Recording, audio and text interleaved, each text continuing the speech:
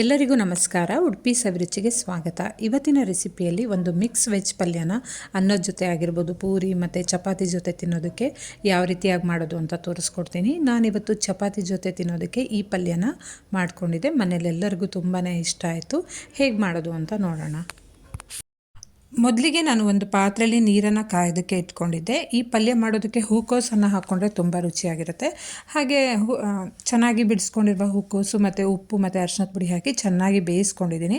ಹಾಗೆ ಇನ್ನೊಂದು ಕಡೆಗೆ ನನ್ನ ಫೇವ್ರೆಟ್ ಕೊಕೊನಟ್ ಆಯಿಲನ್ನು ಹಾಕ್ಕೊಳ್ತಾ ಇದ್ದೀನಿ. ಎಣ್ಣೆ ಬಿಸಿಯಾಗಿದ ನಂತರ ಸಾಸಿವೆ ಜೀರಿಗೆಯನ್ನು ಹಾಕ್ಕೊಳ್ತಾ ಇದ್ದೀನಿ.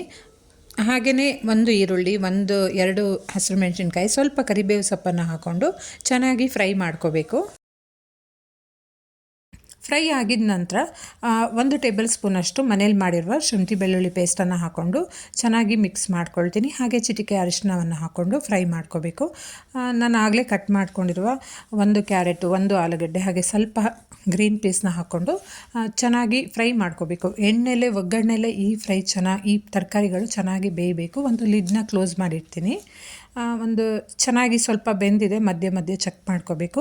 ಈ ಟೈಮಲ್ಲಿ 2 ಟೊಮೆಟೊ ಹಣ್ಣನ್ನು ಈ ಥರ ಕಟ್ ಮಾಡಿಬಿಟ್ಟು ಹಾಕ್ಕೊಂಡು ಚೆನ್ನಾಗಿ ಮಿಕ್ಸ್ ಮಾಡ್ಕೋಬೇಕು.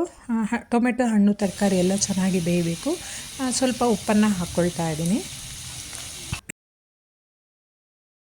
ತರಕಾರಿ ಎಲ್ಲ ಚೆನ್ನಾಗಿ ಬೆಂದಿದೆ, 1/4 ಭಾಗದಷ್ಟು ಬೆಂದಿದೆ. ಈ ಟೈಮಲ್ಲಿ 1 ಚಮಚದಷ್ಟು ಧನಿಯಾ ಪುಡಿ, ಹಾಗೆ ಖಾರಕ್ಕೆ ಸ್ವಲ್ಪ ಚಿಲ್ಲಿ ಪೌಡರ್ನ ಹಾಕ್ಕೊಂಡು ಮಿಕ್ಸ್ ಮಾಡ್ಕೋಬೇಕು.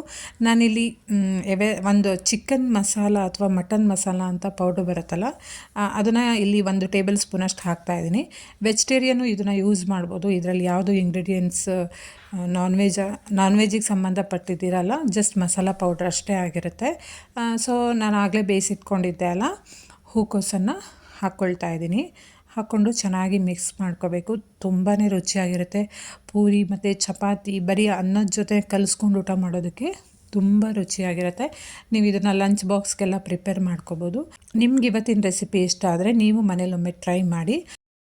ಹಾಗೆ ಮೇಲಿಂದ ಸ್ವಲ್ಪ ಕೊತ್ತಂಬರಿ ಸೊಪ್ಪನ್ನು ಹಾಕ್ಕೊಳ್ತೀನಿ. ಹಾಗೆ ಇವತ್ತಿನ ರೆಸಿಪಿ ಇಷ್ಟ ಆದರೆ ವಿಡಿಯೋಕ್ಕೆ ಒಂದು ಲೈಕ್ ಮಾಡೋದನ್ನು ಮರಿಬೇಡಿ. ನನ್ನ ಚಾನಲ್ನ ಸಬ್ಸ್ಕ್ರೈಬ್ ಮಾಡ್ಕೊಳ್ಳಿ. ಫೇಸ್ಬುಕ್ ಪೇಜ್ನ ಫಾಲೋ ಮಾಡೋದನ್ನು ಮರಿಬೇಡಿ. Thank you.